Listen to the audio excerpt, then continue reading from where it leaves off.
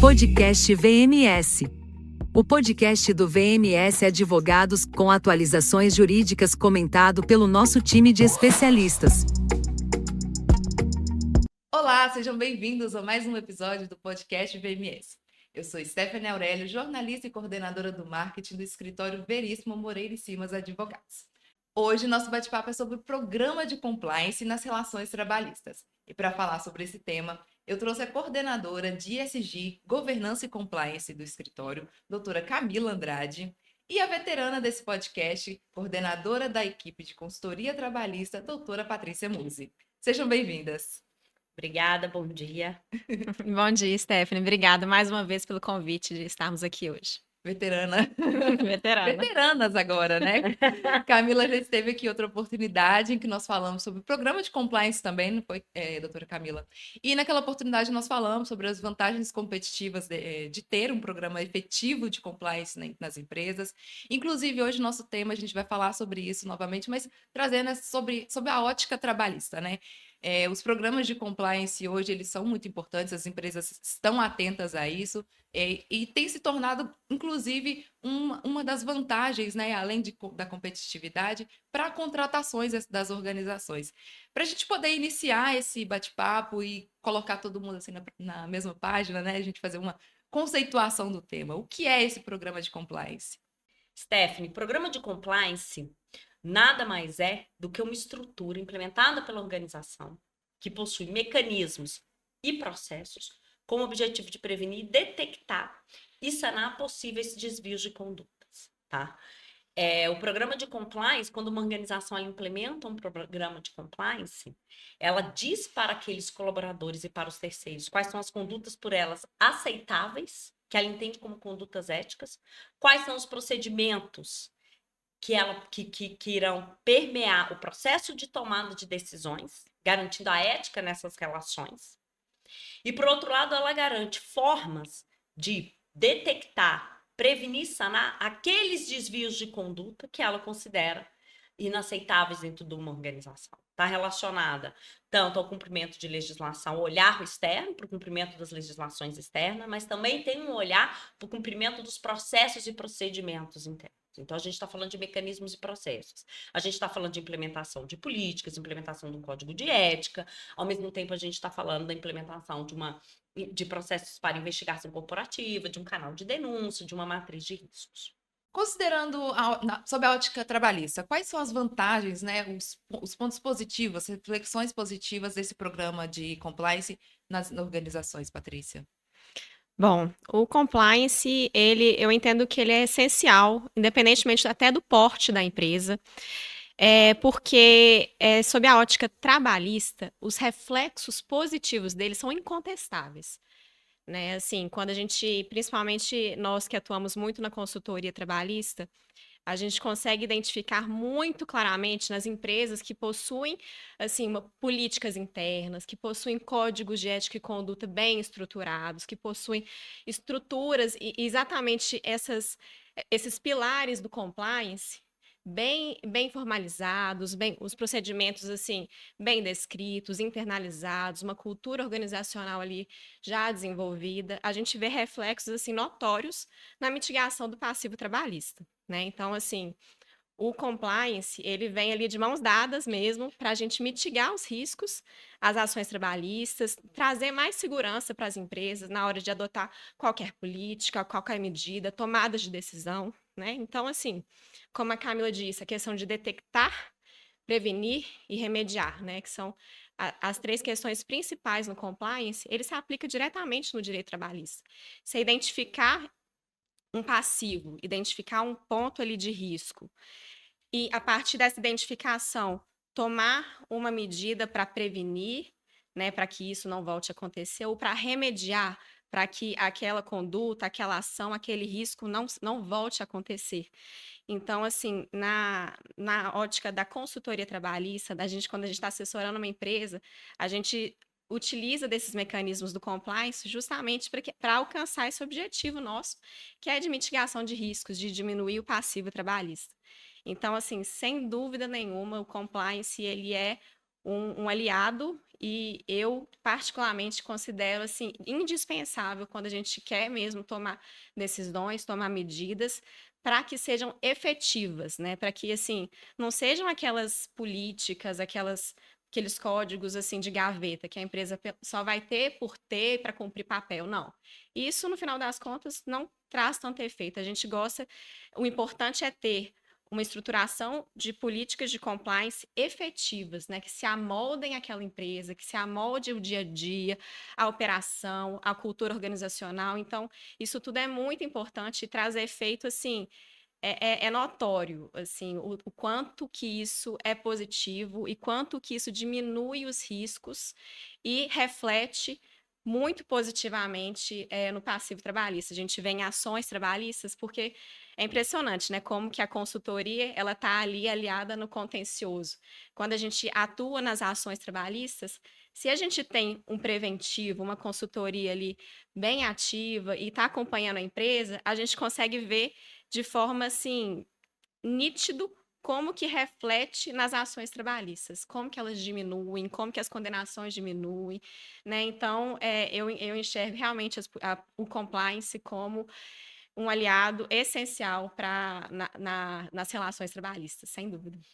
E pegando o gancho no que a Patrícia falou, quando a gente fala de compliance, hoje já tem até pesquisas no mercado, e aí quando a gente fala de compliance, relação trabalhista, gestão de pessoas, você tem pesquisas no mercado hoje que demonstram claramente que, principalmente para essa nova geração que está vindo e adentrando no mercado de trabalho, que a existência de um programa de compliance dentro da organização é um fator de tomada de decisões. Seja para retenção, seja para atração de talentos. Esses colaboradores, esses novos profissionais que estão vindo para o mercado, a existência de um programa de compliance dentro da organização é um fator de tomada de decisão se ele permanece, para ele permanecer dentro daquela organização, ou se ele vai passar a integrar aquela organização, né? Aí você vai falar assim, mas por quê, né? Qual que é a relação? Porque quando você fala da existência de um programa de compliance, você está dizendo que essa empresa possui um processo estruturado para tomada de decisões, pautadas na ética e na transparência. E quando você fala de gestão de pessoas e fala de relações trabalhistas, elas precisam estar pautadas na ética e na transparência. Então, a implementação de um programa de compliance diz que aquela empresa, ela tem um olhar para a governança, ela estrutura os seus processos, e garante a transparência nessas relações. Então, por exemplo, quando o programa de um compliance muito bem estruturado, quando ele está muito bem estruturado, ele endereça alguns assuntos e os processos de tomada de decisões, por exemplo, referente à gestão de carreira, né? Como é que essa pessoa vai ser promovida lá dentro, né? É a transparência, a meritocracia de forma objetiva. Não é porque eu conheço fulano, beltrano, ciclano, sou parente, não. Lá existe um processo, existe uma valorização dos talentos. Eu sei como eu vou trilhar a minha carreira ali dentro. Diz desde a estruturação de um processo muito bem claro de cargos e salários. Aquela empresa previne questões de assédio. Então, você tem uma melhoria do clima organizacional. As questões são transparentes e objetivas. Então, isso contribui muito para esse processo de gestão de pessoas, retenção e atração de talentos também. Gera uma confiança, né? Tanto de quem está inserido ali dentro daquela organização e até para o mercado também, entendendo que aquela empresa ela prioriza as questões de integridade e um programa de compliance, né? Quais são as ferramentas dentro de um programa de compliance, as principais, para a gente poder, inclusive, entender como funciona a implementação, né, desse programa? Se a gente olhar, a gente pegando aqui o gancho para o bate-papo com foco, principalmente para as questões trabalhistas, né, um programa de compliance ele possui diversas ferramentas que vão endereçar vários assuntos referente a relações de trabalho e gestão de pessoas, né, que está intimamente ligado. Eu falo que o programa de compliance ele anda de braço dado com a área de gestão de pessoas dentro de uma organização. São parceiros ali inseparáveis. É uma atuação muito multidisciplinar mesmo, principalmente para garantir a eficácia. E quando você vai pensar, então, num programa de compliance, você tem algumas estruturas ali que vão permitir que a organização ela garanta ali, valorize, tem ferramentas de valorização do colaborador dentro do programa de compliance, ela garante ali as questões de desenvolvimento de carreira, de clima organizacional. Então, quando a gente fala de instrumentos, a gente está falando, por exemplo, de um Compliance Risk Assessment, que é um mapeamento de riscos da organização, que é o primeiro pilar de um programa de compliance para que ele seja aderente a culturas e processos daquela organização. É o momento em que a organização, quando ela mapeia seus riscos, ela entende a cultura, a forma como aquela organização toma decisões e quais são os riscos ali existentes. Então, por meio desse, por exemplo, desse Compliance Risk Assessment, você vai endereçar algumas políticas propriamente ditas de compliance para mitigação de riscos, mas você vai apoiar a área de gestão de pessoas no entendimento quão maduros estão os seus processos de pessoas, as políticas e processos da área de pessoas e das relações trabalhistas. O quanto a gente vai precisar atuar ali, ou movimentar, ou atualizar, ou trazer melhoria para os processos internos, de forma a mitigar os riscos trabalhistas. Né? Então, você tem aí as políticas de compliance e o código de ética, né? Porque o código de ética vai dizer quais são as condutas aceitáveis ou não. Olha, colaborador, se você quiser vir trabalhar ou continuar trabalhando dentro dessa organização, o que nós acreditamos, né? O que a alta administração endereça e entende como condutas aceitáveis são essas. Ali você tem um norte para a organização, diz do aculturamento da empresa. Você tem políticas de compliance, como políticas de conflitos de interesse, políticas de diversidade e inclusão, políticas referentes à fraude, anticorrupção. Tem uma série de políticas que endereçam alguns assuntos. Você tem um canal de ética, aonde vai permitir um espaço, principalmente onde os colaboradores ou até terceiros vão poder trazer o conhecimento da organização, desvios de conduta nessas relações trabalhistas propriamente dito, que se quer chegar ao conhecimento da alta administração muitas vezes, né? E ali eles tomam conhecimento e podem endereçar. Vocês têm as investigações internas feitas pela área de compliance. Olha, eu recebi a denúncia, o que eu vou fazer com isso? Vou investigar. São verídicas ou não são? E quais as medidas a gente vai tratar? Que possui uma relação direta com as questões trabalhistas também. Como é que nós vamos endereçar? Quais são as tratativas dentro aí com o olhar externo para a legislação? Como nós podemos tratar esse assunto? Treinamento e comunicação, eles precisam estar temamente presentes o tempo inteiro, porque diz o aculturamento da organização, de todos estarem na mesma página, de todos saberem. Due diligence de terceiros, olha, eu estou olhando para dentro da minha organização, eu estou olhando só para os meus colaboradores, mas e aí? Eu quero fazer parceria com terceiros que não respeitam as legislações trabalhistas, que não valorizam os seus colaboradores, que não têm no seu DNA um olhar para as pessoas. Se eu sou uma organização que me preocupo com isso, é por meio dessa due diligence de terceiros que eu vou entender que se aquele terceiro será um bom parceiro para mim ou não, se eu quero me associar a ele. Então, você tem diversos mecanismos que ajudam a organização, seja mitigar riscos, seja permitir melhoria contínua de processos internos, inclusive, no que diz respeito à gestão de pessoas e nas relações com os seus colaboradores. E até pegando o gancho também da explicação da Camila, alguns pontos, olha como que é interessante isso e como os reflexos, eles são, assim, positivos, né? Numa ação trabalhista, digamos que haja uma ação que verse sobre algum tipo de alegação de assédio ou alegação, ou, por exemplo, um pedido de reversão de justa causa por ato de improbidade, algo do tipo que realmente é uma ação que a gente considera mais complexa no âmbito da Justiça do Trabalho. Se a empresa tem políticas bem estruturadas de compliance, a tese defensiva dela fica muito mais robusta, né? Imagina, a gente consegue comprovar que os empregados eles tinham conhecimento do que se espera eticamente dele, das condutas que são admitidas pela empresa, das que não são admitidas, que a empresa às vezes tinha um canal de denúncia, que por alguma razão o empregado optou por não fazer a denúncia, então a empresa ela se resguarda do tipo, olha, eu tinha todo um aparato para te proteger, para te resguardar, e você não utilizou o dele, então, né, tem alguma coisa errada aí. Então, assim, isso também resguarda a empresa até mesmo nas ações trabalhistas, né, trazendo bons resultados, já que a gente consegue construir uma tese defensiva mais robusta. E também, só mais um comentário sobre dessas ferramentas que a Camila citou, do diligence de terceiros, como que isso é importante também.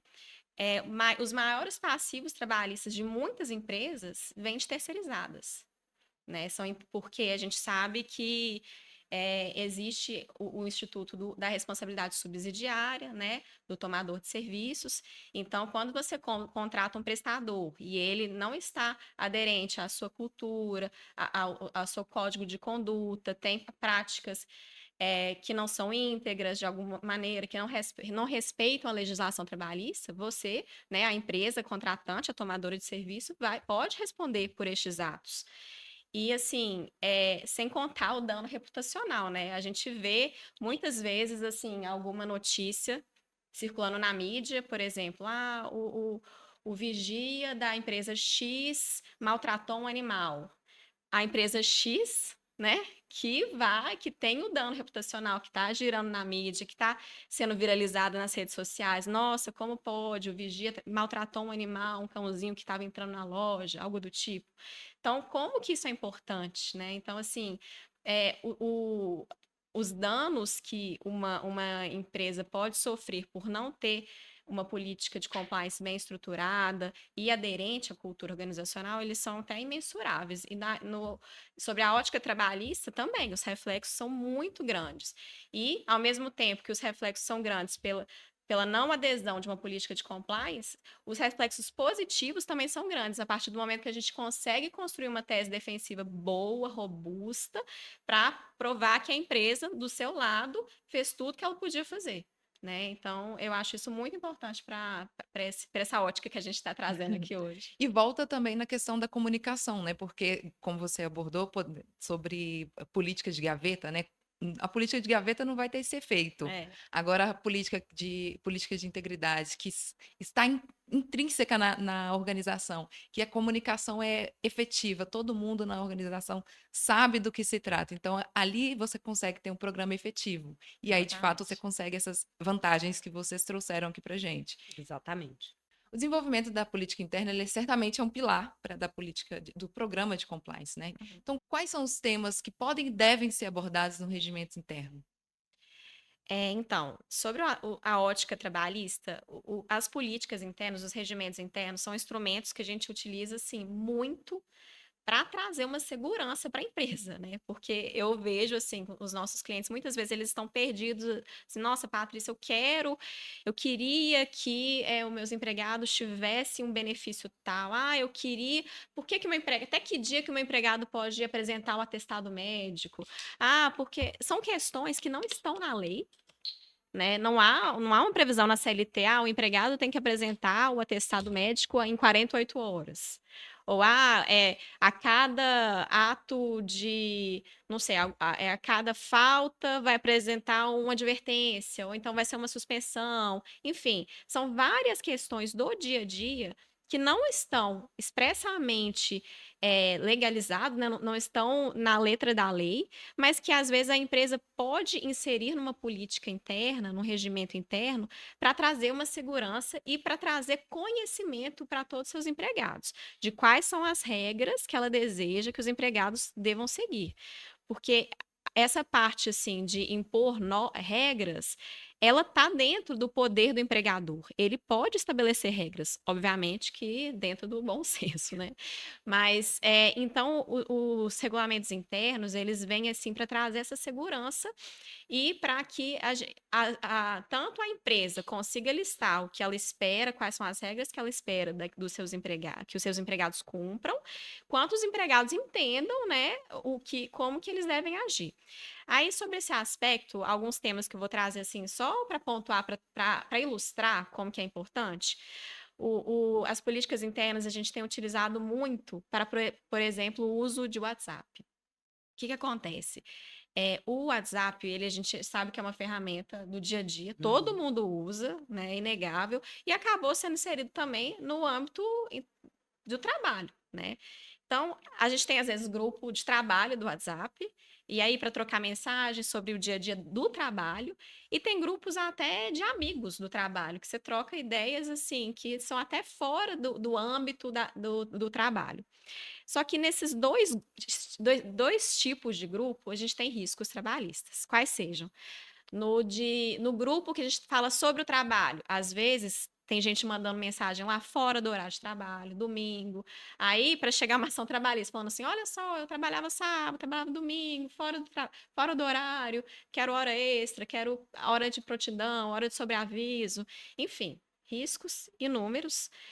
E também nesses grupos que são de amigos, assim, de colegas, que não falam necessariamente sobre o trabalho, às vezes acaba acontecendo alguns comentários, assim, digamos assim, que não são muito adequados, e às vezes a empresa acaba respondendo por isso. E ela nem está sabendo que está rodando isso, né?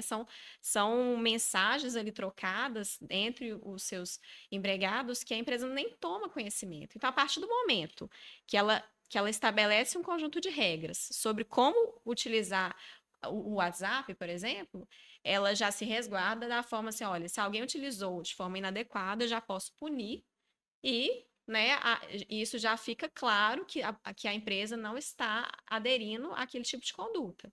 E por aí vai. Então, assim, o WhatsApp é uma questão É um que recorrente. é recorrente e eu acho que muitas empresas acabam negligenciando isso e depois voltam a algumas questões muito sensíveis. Outro ponto também que eu disse, os atestados, né? Ah, quanto tempo que eu tenho que levar o atestado? E aí o RH fica louco lá, do tipo, nossa, fulano de tal saiu, não trouxe atestado, eu dou falta, eu não dou, quantos dias? Se tiver uma política, né, determinado, quanto tempo, direitinho, como que faz, não tem mais essa insegurança, e fica tudo bem estabelecido. Políticas remuneratórias, né? Muitas vezes as empresas desejam implementar alguns benefícios que não estão na CCT, que não estão em acordos coletivos, algumas vezes. E como que isso aparece no mundo jurídico, né? Assim, eu inventei um benefício. Nossa, mas qual que vai ser a natureza dessa parcela? Como que isso se vai integrar o salário do empregado? Não vai integrar? Quais são as regras para a distribuição desse benefício? Quem vai receber? Quem que não vai? Quem vai ser contemplado? Isso tudo a gente consegue fechar, né, numa política interna. Obviamente que quando há a participação do sindicato, traz ainda mais segurança jurídica para a empresa, mas é sim um instrumento muito importante para que até os empregados tenham conhecimento de como que eles vão receber essa parcela, se vão, se não vão, se faz jus, se não faz. Então, traz uma transparência nesse aspecto da política remuneratória. É, E, bom, políticas de punições, por exemplo, também, a partir de se tem. Eu listo algumas condutas objetivas, claro que a gente não consegue listar todas, mas do tipo, olha, esse tipo de conduta eu considero como uma infração leve, uma infração média, uma infração grave, e a partir daí estabelecer quais são a progressão da aplicação de penas. Ah, vai ser uma advertência verbal, uma advertência escrita, uma suspensão.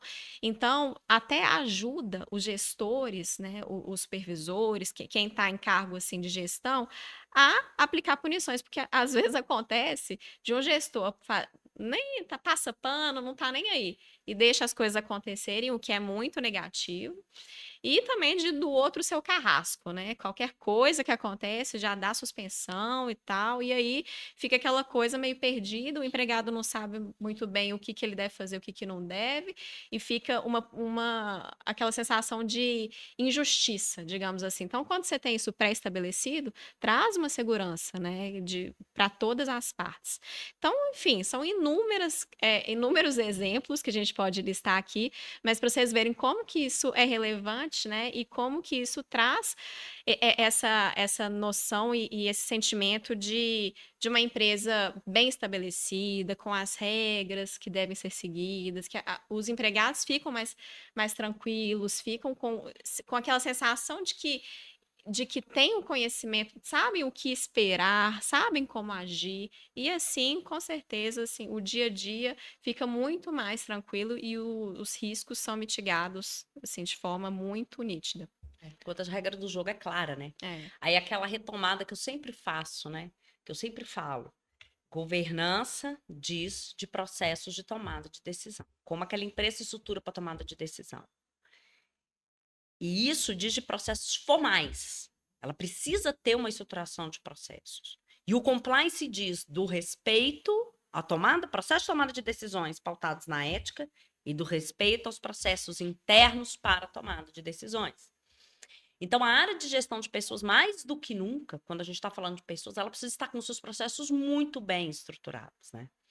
Quando a gente, por exemplo, faz mapeamento de riscos de compliance, de lá saem várias questões referentes à ausência de formalização desses processos da área de gestão de pessoas, que pelo fato deles não estarem estruturados, fica um critério extremamente subjetivo. Essas relações internas de trabalho, elas ficam extremamente subjetivas, que abrem portas para várias situações de conflito e que permitem uma subjetividade de interpretação e permitem ainda conflitos internos dentro da organização, né? Então, é muito importante que a área de gestão de pessoas se estruture com processos claros e muito bem estabelecidos. Muitas vezes, quando você está fazendo mapeamento de riscos dentro de uma empresa, você vai fazer um processo, uma das etapas ali é um processo de entrevista. E você vai entrevistar seja a alta administração, seja a liderança, seja os colaboradores. E aí você pergunta assim, por exemplo, a empresa possui um plano de cargos muito bem estruturado, com definição, com atribuições de funções, política remuneratória, progressão na carreira. Você sabe como é que você vai sair de A a B, progredir horizontalmente, verticalmente na organização, o que você precisa fazer, quais são suas funções? Aí tem organização que as pessoas falam, não, eu sei. Cadê o processo? Não está aqui. Está na cabeça. Então, não está estruturado. As pessoas sabem mais ou menos como é que é, mas vocês precisam estruturar para que os processos sejam claros e extremamente objetivos, para que não haja favorecimento, né? Então, o compliance, ele diz do respeito e observância dessas normas internas. Quando isso está estruturado, a liderança ela se pauta por esses processos para tomada de decisão. Os colaboradores sabem do que será exigido deles, do ponto de vista em termos de funções, obrigações. Eles sabem que se eles atingirem as metas XYZ, como é que eles vão ser premiados ou não pelo atingimento daquelas metas, quais são os critérios objetivos, que isso não está na mão subjetiva de um gestor que é mais bonzinho, ou um líder que é mais carrasco, como a Patrícia trouxe. Então, o compliance, ele vem para poder dizer, ele estrutura e fala para todo mundo, olha, nós aqui não é só a questão da legislação, aqui nós prezamos pelo cumprimento dos nossos processos internos, e as nossas decisões são tomadas por esses processos. E falando de políticas propriamente de compliance, o quanto ela contribui para a relação trabalhista, por exemplo, você tem políticas, por exemplo, de diversidade e inclusão. É uma política de compliance que ela precisa ser muito bem estabelecida, porque isso permite uma melhoria do clima organizacional, permite a atração de talentos, permite prevenir que situações de assédio moral, assédio sexual. Você tem a política de conflito de interesses, que diz de você ter critérios, se pautar por que é um conflito de interesse dentro da organização. Como é que as minhas decisões são tomadas de forma objetiva. Porque a gente brinca que em compliance não basta ser compliance, você tem que parecer compliance. Então, por exemplo, eu tenho uma irmã que trabalha na mesma empresa do que a minha. Eu sou diretor e ela está dentro da minha equipe. Por mais que você afirme, por A mais B, que você tem condições de ser objetivo para poder tratá-la dentro das relações trabalhistas, não adianta. Não basta ser, você tem que parecer. As suas decisões podem ser julgadas com base nisso. Será que você vai realmente ter o subjetivismo? O olhar da organização, o olhar externo para cima disso, é que você pode ter situações em que ela pode ser beneficiada pelo fato de ser sua irmã. Então, a empresa começa a trabalhar, não, isso é um possível conflito de interesse. Quando há relação de subordinação, ela não pode estar na mesma caixinha que você. Ela precisa estar numa outra área onde uma outra liderança vai ter capacidade de ter uma objetividade em relação a ela, né? E ele trata isso. É possível relação de parentesco dentro da organização ou não? Tem empresas que não aceitam de forma nenhuma parente trabalhar dentro da mesma empresa. Ou outros permitem, desde que não haja, igual eu falei, relação de subordinação. A Patrícia falou muito bem que a questão da política de apuração de relatos e não retaliação. Então, como é que eu vou conduzir uma investigação? E, por outro lado, como é que eu garanto e trago uma tranquilidade para aquele colaborador, aquele terceiro, de que, se ele vier trazer o conhecimento da organização, um desvio de conduta, ele não vai ser retaliado. Eu preciso trazer essa garantia para ele, né? Que ele vai trazer o conhecimento, mas que ele não vai sofrer retaliação. Então, é um outro ponto. E como é que esse processo vai ser conduzido de forma objetiva? Porque por meio de uma apuração objetiva, com critérios claros, você mitiga até riscos trabalhistas no futuro, a depender da penalidade que você vai aplicar. Então, critérios de responsabilização e penalidade, eles precisam ser objetivos. Claro, gente, que tem um grau de subjetivismo, óbvio que tem. Porque você não consegue estancar, igual a Patrícia falou, todas as condutas, todas as...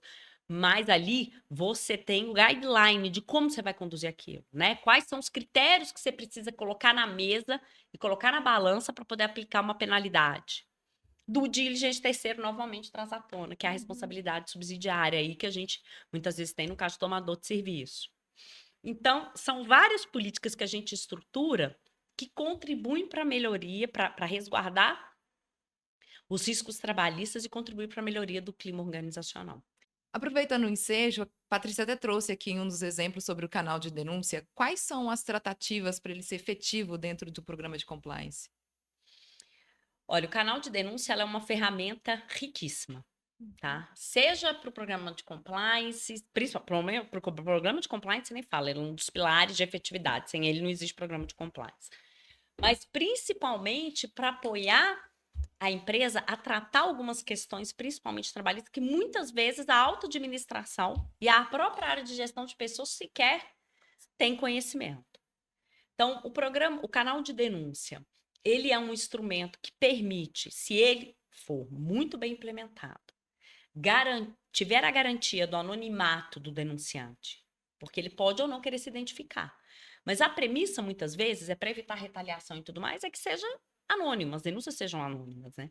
Garanta o anonimato. E mais, que como consequência daquela denúncia, fique evidente que a empresa toma medidas em relação a isso, seja de investigação, seja de penalização, caso seja aquela denúncia configurada, ele é fundamental. Por meio do canal de denúncia, por exemplo, em várias organizações, a gente já teve a oportunidade de verificar, por exemplo, situações de assédio dentro de uma área específica, que sequer as pessoas tinham conhecimento, o quanto aqueles colaboradores sofriam. E aí permite a organização, juntamente uma parceria com a área de gestão de pessoas, com o suporte da auto-administração, dar uma tratativa àquilo.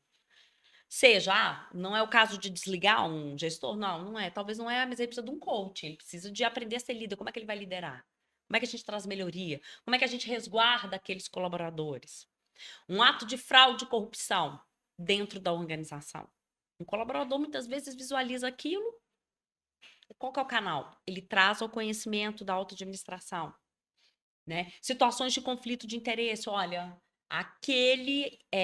aquela pessoa, aquele gestor está tendo um caso com uma colaboradora subordinada dele, ninguém sabe, não trouxeram conhecimento, e ela é beneficiada o tempo inteiro. É ela que recebe bônus todas as vezes, é ela que tem uma relação, ela que é promovida fora dos critérios objetivos e muitas vezes sequer chega ao conhecimento, né? Então, o canal de denúncia é um instrumento ali onde as pessoas têm é um espaço, um livro aberto onde as pessoas podem vir e registrar com a garantia do anonimato todas as situações de desvios de conduta que elas verificam, sejam situações de compliance, que vão ser tratados pela via de compliance, mas até situações que muitas vezes não chegam a ser assédio, mas é uma liderança mais conflituosa, por exemplo, que a área de gestão de pessoas precisa intervir para melhoria, para poder prevenir um risco trabalhista lá na frente. Então, é algo, o programa o canal de denúncia, ele é um instrumento que, se for utilizado da forma como deve, e se a gente garantir a efetividade, as tratativas para denúncia lenta, ele é riquíssimo, até para melhoria de processos internos da organização. Patrícia, você trouxe inclusive um exemplo sobre o WhatsApp. O canal de denúncia serviria para fazer uma denúncia sobre esses comportamentos que não seriam adequados no WhatsApp, por exemplo? Ah, com certeza. O canal de denúncia, como a Camila disse, assim, ele é uma ferramenta que pode ser utilizada para várias finalidades, né? É isso, é um meio em que o empregado ele pode comunicar ao seu empregador, né? Resguardando-se de forma que, resguardando o anonimato, resguardando, tendo a garantia da não retaliação, como a Camila também bem trouxe. Então, ele é um canal justamente para os empregados trazerem a conhecimento do empregador alguma questão que está inadequada, que merece um tratamento, né?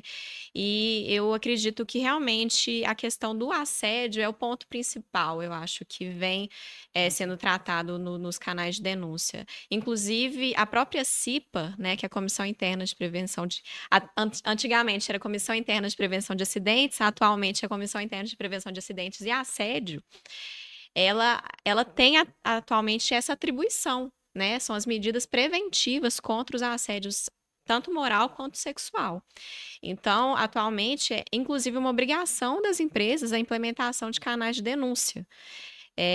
Então, assim, eu acho que essa conscientização e esse treinamento da própria CIPA para que o canal de denúncia seja implementado de forma adequada, né, observando todos os parâmetros necessários para que ele cumpra sua função de forma objetiva e de forma efetiva, ele é um instrumento essencial, né, para que a empresa tenha conhecimento de tudo que está acontecendo. Não de tudo é impossível, mas assim, de grande parte das coisas que estão acontecendo e que merecem ser tratadas, né? Porque, de fato, muitas vezes o empregado se vê numa posição que ele não sabe a quem recorrer, se sente também, ele não se sente à vontade de falar, mas ele sabe que ele precisa falar. Né? A gente sabe que acontece, inclusive, algumas questões envolvendo o prestador de serviço. Às vezes nem é com relação a um outro empregado, a um líder, mas às vezes um terceiro, né, que tem alguma relação com a empresa. E a empresa precisa tomar conhecimento disso para tomar as medidas necessárias. Então, sim, o canal de denúncia ele é muito importante e ele pode trazer, ele permite que a empresa haja a tempo, né, para que as questões não tomem proporções piores ou não gerem danos ainda maiores. E pegando o gancho no que a Patrícia falou, é muito importante as empresas terem conhecimento, porque o que acontece? E você vê aí notícias reverberando, penalizações altíssimas por danos morais coletivos para várias organizações. Por quê? As empresas implementam um canal de denúncia para dizer que tem um compliance, tá? Elas vão lá, colocam na sua página, na internet, o canal de denúncia, para acesso para todo mundo, colocam seu código de ética, colocam algumas políticas e não dão a devida efetividade a isso. Por que eu falo isso? Não adianta você implementar um canal de conduta, um canal de denúncias, um canal de ética, se você não estiver realmente disposto a tratar as denúncias que ali chegarem. Por quê? Primeiro que ele cai em descrédito. Ele começa numa crescente, as pessoas vão usando. Quando elas veem, ninguém toma providência em relação a nada do que está sendo dito aqui, para que eu vou denunciar? Não vou perder meu tempo. Então, você perde uma grande oportunidade e ela descumpre com o dever dela de apurar e garantir a qualidade e a saúde até mental dos seus colaboradores dentro da organização, entendeu? Por outro lado, o que acontece? Se você sofreu uma investigação do Ministério Público do Trabalho, ou até mesmo uma ação trabalhista, você pode vir a ser penalizado de forma coletiva. Você vê aí na imprensa várias organizações que sai notícia.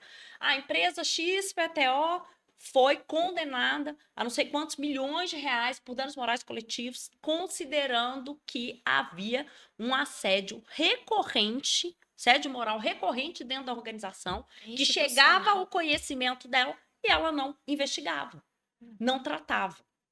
Então, isso é muito importante. A partir do momento que uma empresa toma a decisão de implementar um programa de compliance e principalmente de trazer para dentro desse programa o canal de denúncias, ela não pode se furtar ao seu dever de apurar tudo aquilo que seja trazido para dentro desse canal. Sou pena de ser responsabilizada por isso. Então, não existe essa para inglês ver, não. O programa de compliance, o canal de denúncias, na realidade, ele precisa ser efetivo. Precisa ser um instrumento efetivo. De fato, precisa ser efetivo. Então, muito obrigada, gente, por esse bate-papo. Aprendi muito aqui com vocês. Eu já tinha um conhecimento sobre o programa de compliance que a gente discutiu no outro podcast, né, Camila? Inclusive, convido a vocês para ouvir um podcast com a doutora Camila Andrade, com as doutoras do Direito Público também aqui do escritório. Falamos um pouco sobre esse assunto hoje. trazendo essa perspectiva trabalhista e realmente, para ser efetivo, precisa sair da gaveta, né? A empresa precisa se preocupar e estar atenta às questões de compliance. Eu gostaria de agradecer a vocês por esse bate-papo. Muito obrigada. Mais uma vez, vocês aqui. Inclusive, o convite está sempre aberto, as portas estão sempre abertas para vocês voltarem. Gostaria de aproveitar esse momento para dar a oportunidade para vocês deixarem um recado, alguma consideração final, algo que vocês considerem que é importante para os tomadores de decisão, né, os líderes entenderem sobre o programa de compliance. Bom, agradeço novamente, Stephanie, a oportunidade de estar aqui hoje. Eu acho que eu queria só concluir mesmo com o que a gente falou agora no final e que a gente trouxe, né, no decorrer da nossa narrativa de como é importante, né, a implementação de políticas de compliance, e quanto ela é positiva sob o aspecto trabalhista, de mitigação de riscos, de prevenção de riscos, principalmente, e também como que pode ser um tiro no pé o tal do compliance para inglês ver, porque a partir do momento que você estipula regras, você está condicionada a elas, então se você não as cumpre, né, ela se volta contra você também, né, o empregador, eu digo, e também traz mais insatisfação, enfim. Então, o compliance, ele deve ser, com todas as suas ferramentas, ele deve ser implementado, né, e de fato treinado e incorporado com seus procedimentos para que ele traga todos esses benefícios que a gente citou. E é isso, eu queria agradecer.